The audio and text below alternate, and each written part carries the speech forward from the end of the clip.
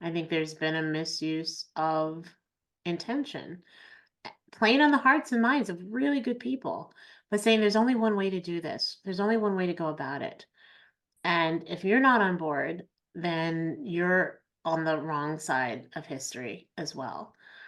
And it reminds me of the Solomon Ash experiment. Do you know what that is? I'm drawing a blank. So If in 1951, I think he was a psychologist, psychiatrist, psychologist. Anyway, he conducted a social experiment where he had 8 people in a room. Now, 7 of the 8 people were in on it. And the one person was really the guinea pig, if you will.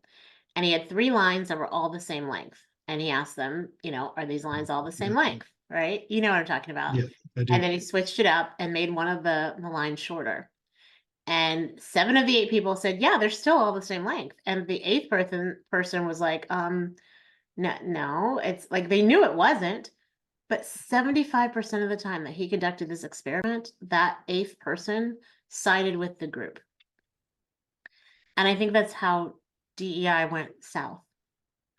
Like there are people who know and who knew this isn't right. Like this isn't really helping. Like we're calling it diversity, but we're saying you're only diverse if you meet certain qualifications. When in reality, everybody's diverse. We're saying it's inclusion, but we're not including certain people in the conversation because they're not quote unquote diverse. Like the hypocrisy, Yeah. Daniel, the irony, like and if you were to dare to stand up and raise a hand and say, "But this isn't right," then you're the racist, you're the Uncle Tom, you're the sellout, you're the whatever, and it's absurdity. And so people are burnt out.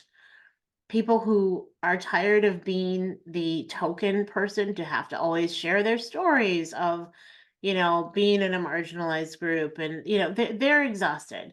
People who are made the villain as a straight white male, they're exhausted. Like everybody is just done. So that's why there's resistance.